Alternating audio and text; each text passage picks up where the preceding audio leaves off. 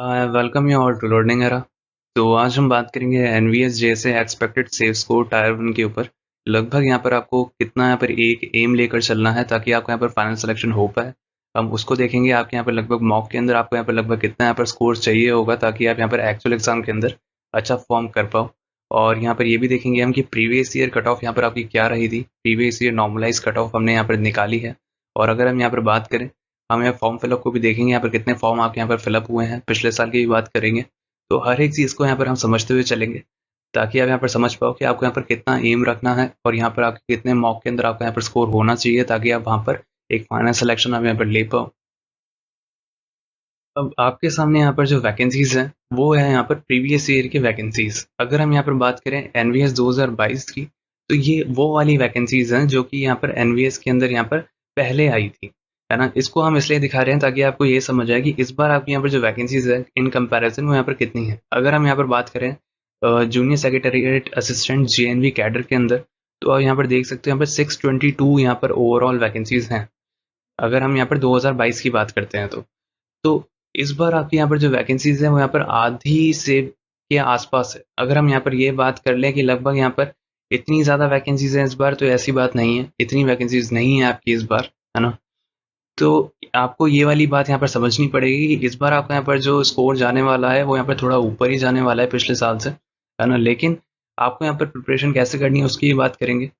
बाकी यहाँ पर आप देख सकते हो यहाँ पर हर एक यहाँ पर जो भी पोस्ट आपने यहाँ पर फिलअप करी हो, अगर मान लो आपने स्टेनोग्राफर भरी होगी तो आपको यहाँ पर समझ आ रहा होगा कि यहाँ पर इस बार जितनी वैकेंसीज है उतनी वैकेंसीज यहाँ पर 2022 के अंदर भी थी।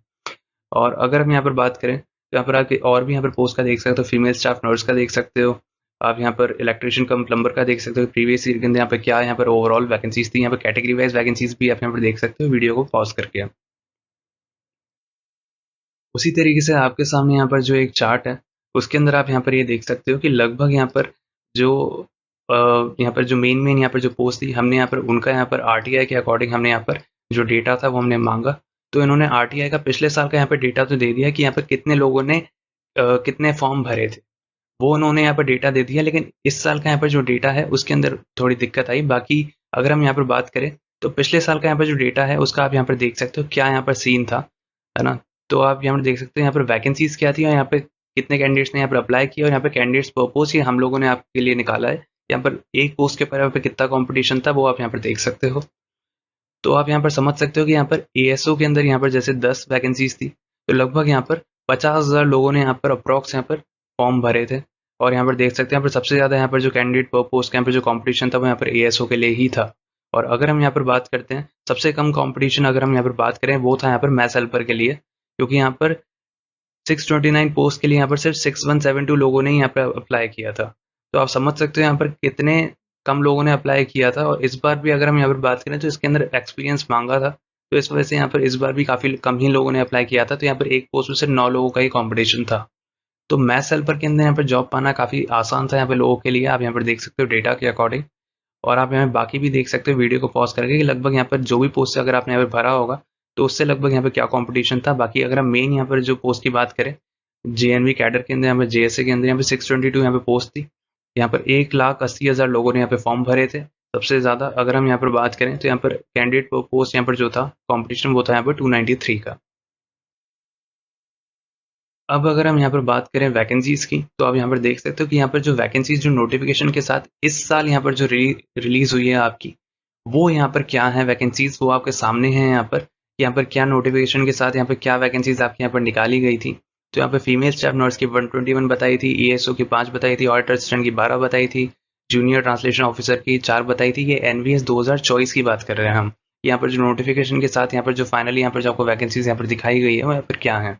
लीगल असिस्टेंट की 1 है, स्टेनोग्राफर की 23 है, मैंने जैसा कहा यहाँ पर 23 बताइए। यहाँ पर कंप्यूटर ऑपरेटर की यहाँ पर 2 है, केटरिंग सुपरवाइजर की 78 है, यहाँ पर जेएसए एचक्यूआरएस के अंदर 21 है, जेएसए यहाँ पर जेएनवी कैडर के अंदर 360 है, इलेक्ट्रिशियन कम प्लम्बर के 128 है, लैब अटेंडेंट के अंदर 161 है, मैथ्स हेल्पर के अंदर 442 है और एमटीएस के अंदर यहाँ पर 19 है।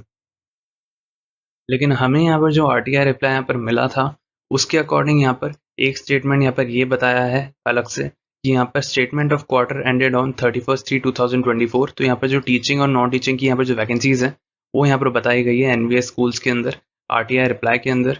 जो हमने यहाँ पर पूछा था। बाकी चीज़ों का उन्होंने यहाँ पर रिप्लाई नहीं दिया था, लेकिन यहाँ पर अगर हम कुछ बात करें तो वैकेंसीज़ का इन लोगों ने यहाँ पर रिप्लाई दे दिया था।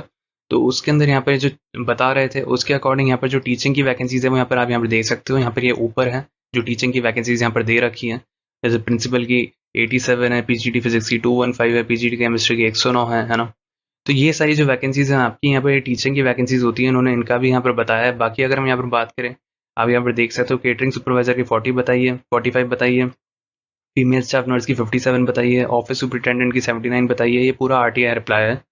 बाकी यहाँ पर सीनियर सेक्रेटेरिएट असिस्टेंट की 127 बताई है, जूनियर सेक्रेटेरिएट असिस्टेंट की 394 बताई है, कुक की 84 बताई है, इलेक्ट्रिशियन कम प्लम्बर की 126 बताई है, ड्राइवर की 135, लैब अटेंडेंट की 127, चौकीदार की 601, चौकीदार कम स्वीपर की 540 और मैथ हेल्पर की 274। अब आप यहाँ पर सोचोगे कि यहाँ पर चौकीदार कम स्वीपर, चौकीदार और यहाँ पर ड्राइवर और ये SUPW, तो इनकी तो वैकेंसीज आपको यहाँ पर देखने को नहीं मिली थी नोटिफिकेशन के अंदर। तो यहाँ पर लिख भी रखा है कि ये यहाँ पर प्रोसेस के द्वारा यहाँ पर फिलअप नहीं कर रहे हैं ये। और अगर हम यहाँ पर बात करें तो ये फिलअप करेंगे आउटसाइड सोर्स से, आउटसोर्स से यहाँ पर ये मंगाएंगे। ऐसा कुछ नहीं है कि यहाँ पर ये प्रोसेस के द्वारा इन वाली वैकेंसीज को फिलअप करेंगे। तो यहाँ पर साफ साफ दे रखा है। बाकी यहाँ पर ये वाली वैकेंसीज इन्होंने बताई है आरटीआई रिप्लाई के अकॉर्डिंग, यहाँ पर प्रमोशन का यहाँ पर हवाला देते हुए, बाकी चीज़ों का हवाला देते हुए। तो ये यहाँ पर था क्वार्टर एंडेड ऑन 31/3/2024। अब अगर हम यहाँ पर देखो बात करें तो NVS JSA के अंदर यहाँ पर JNV कैडर के अंदर आप यहाँ पर देख सकते हैं यहाँ पर क्या एक आपका यहाँ पर पैटर्न है, यहाँ पर कितने सवाल यहाँ पर आएंगे, यहाँ पर कितने यहाँ पर ओवरऑल मार्क्स हैं यहाँ पर जो कैरी करते हैं। तो यहाँ पर देख सकते हो कि रीजनिंग के अंदर यहाँ पर 20 सवाल आएंगे, 20 ही मार्क्स कैरी करते हैं, मतलब हर सवाल यहाँ पर एक ही मार्क कैरी करता है। और यहाँ पर आप देख सकते हो क्वान्टिटेटिव एप्टीट्यूड मतलब मैथ्स के अंदर यहाँ पर 20 सवाल और यहाँ पर 20 ही यहाँ पर मार्क्स कैरी करते हैं। जनरल अवेयरनेस और करंट अफेयर्स के अंदर पर 30 सवाल आएंगे आपके यहाँ पर। सेम आप यहाँ पर देख सकते हो यहाँ पर लैंग्वेज यहाँ पर हमेशा एक होती है NVS के अंदर या KVS के अंदर। जितने भी यहाँ पर एग्जाम होते हैं NVS KVS के अंदर, उनमें ये वाली चीज़ देखने को मिलती है कि यहाँ पर इंग्लिश का अलग से होता है और हिंदी का अलग से होता है। ये वाली चीज़ यहाँ पर आपको देखने को मिलती है। और यहाँ पर 15-15 यहाँ पर सवाल आपको देखने को मिलेंगे, 15 हिंदी के देखने को मिलेंगे, 15 इंग्लिश के देखने को मिलेंगे। तो आपको यहाँ पर हिंदी की भी प्रिपरेशन करनी पड़ेगी। और अगर आप यहाँ पर इंग्लिश मीडियम स्टूडेंट हो तो, और अगर आप मान लो आप यहाँ पर हिंदी मीडियम स्टूडेंट हो तो आपको यहाँ पर इंग्लिश की प्रिपरेशन करनी ही पड़ेगी, क्योंकि बाकी एग्जाम्स के अंदर भी इंग्लिश आती ही आती है। बाकी यहाँ पर अगर हम बात करें बेसिक नॉलेज और कंप्यूटर ऑपरेशन की, तो आप यहाँ पर देख सकते हो कि यहाँ पर 30 सवाल आपको यहाँ पर देखने को मिलेंगे कंप्यूटर के। तो ये यहाँ पर एक पैटर्न रहता है हमेशा से, NVS का यही एक पैटर्न रहा है। बाकी अगर हम यहाँ पर बात करें तो ओवरऑल यहाँ पर 130 सवाल आएंगे यहाँ पर, जो कि 130 मार्क्स ही कैरी करेंगे। और आपको यहाँ पर से 2.5 घंटे मिलेंगे इस पूरे पेपर को यहाँ पर करने के लिए। और अगर हम यहाँ पर बात करें दूसरे एग्जाम्स की, तो आप यहाँ पर NVS स्टेनोग्राफर का भी देख सकते हो कि यहाँ पर लैंग्वेज कॉम्पिटेंसी के अंदर यहाँ पर इंग्लिश हिंदी यहाँ पर दोनों पूछी जाती है। 20-20 सवाल यहाँ पर होते हैं, तो 40 यहाँ पर मार्क्स ये कैरी करते हैं। बाकी अगर हम यहाँ पर बात करें जनरल अवेयरनेस की, तो यहाँ पर 30 मार्क्स कैरी करते हैं। बाकी अगर हम यहाँ पर बात करें तो यहाँ पर कंप्यूटर बेसिक नॉलेज जो है वो यहाँ पर 30 मार्क्स कैरी करती है। तो यहाँ पर मैथ्स नहीं आती है आपकी यहाँ पर स्टेनोग्राफर के अंदर, इस वाले एग्जाम के अंदर भी। तो आप यहाँ पर देख सकते हो कि ओवरऑल यहाँ पर जो सवाल होंगे यहाँ पर 100 होंगे, 100 ही मार्क्स कैरी करेंगे। और आपको यहाँ पर 2 घंटे मिलेंगे अगर आप यहाँ पर NVS स्टेनोग्राफर की अगर आप यहाँ पर प्रिपरेशन कर रहे हो तो। बाकी अगर आप यहाँ पे NVS मैथ्स हेल्पर की प्रिपरेशन कर रहे हो तो आप यहाँ पर देख सकते हैं यहाँ पर 70 मार्क्स यहाँ पर जो कैरी करते हैं वो सबसे ज़्यादा आपका यहाँ पर फूड डिपार्टमेंट वाली जगह ही कैरी करते हैं। इन्हीं से सवाल आएंगे सबसे ज़्यादा वेटेज इसी का है, जो कि अच्छी बात है। और यहाँ पर ओवरऑल 120 मार्क्स का होगा, यहाँ पर 2.5 घंटे ही मिलेंगे आपको NVS मैथ्स हेल्पर के अंदर भी। अब हम यहाँ पर बात करते हैं कि NVS के अंदर यहाँ पर जो previous year final normalise cut off आपको यहाँ पर जो देखने को मिली थी वो यहाँ पर क्या देखने को मिली थी। तो यहाँ पर आप देख सकते हैं UR की यहाँ पर गई थी 79.5, OBC की गई थी यहाँ पर 75.75, EWS की गई थी यहाँ पर 75.25, SC कैटेगरी की गई थी यहाँ पर 71.01 और ST कैटेगरी की गई थी यहाँ पर 68.06। तो आप यहाँ पर समझ सकते हो कि लगभग यहाँ पर JSA मतलब जो मोस्ट पॉपुलर जो पोस्ट है जूनियर सेक्रेटेरिएट असिस्टेंट NVS की JNV कैडर के अंदर, तो उसके अंदर यहाँ पर जो मैक्सिमम वैकेंसीज होती हैं उसी के अंदर ही देखने को मिलती हैं। और आप यहाँ पर देख सकते हो कि यहाँ पर जो वैकेंसीज है ना, वो यहाँ पर कितनी थी यहाँ पर पिछली बार और इस बार यहाँ पर कितनी है, वो अभी हमने यहाँ पर वीडियो के अंदर देखा। और बाकी अगर हम यहाँ पर बात करें तो इतनी यहाँ पर फाइनल नॉर्मलाइज मार्क्स यहाँ पर कट ऑफ यहाँ पर गई थी। तो आप यहाँ पर समझ सकते हो कि यहाँ पर इस बार आपकी जो वैकेंसीज है वो यहाँ पर एक तो कम है और नॉर्मलाइजेशन और रॉ मार्क्स के अंदर यहाँ पर ज़्यादा फर्क नहीं था। अगर हम यहाँ पर बात कर रहे हैं एनवीएस के एग्ज़ाम की ज़्यादा नंबर नहीं बढ़ते हैं। ऐसा नहीं है कि 20-20 नंबर बढ़ जाते हैं या 25-25 नंबर बढ़ जाते हैं, 15-15 नंबर बढ़ रहे हैं, ऐसा नहीं था, है ना? तो आप यहाँ पर समझ सकते हो कि यहाँ पर नॉर्मलाइजेशन के अंदर कोई बहुत ज़्यादा बेनिफिट नहीं देखने को मिलता है। तो अगर आप यहाँ पर कोई भी एक एम लेकर चल रहे हो तो आपको ये समझना पड़ेगा कि यहाँ पर ये जो नॉर्मलाइज कट ऑफ है, आपको इससे तो थोड़ा सा बढ़ाकर ही यहाँ पर आपको एम रखना पड़ेगा आपका मॉक टेस्ट के अंदर, क्योंकि आप समझ सकते हो तब वैकेंसीज ज़्यादा थी, इस बार वैकेंसीज लगभग आधी से थोड़ा ऊपर मान लो, है ना, कि इतनी है। बाकी आप यहाँ पर समझ सकते हो कि आपको यहाँ पर जो एम है वो आपको यहाँ पर क्या रखना पड़ेगा, आपको यहाँ पर समझ आ रहा होगा, है ना? तो अब हम उसी को यहाँ पर देखते हैं।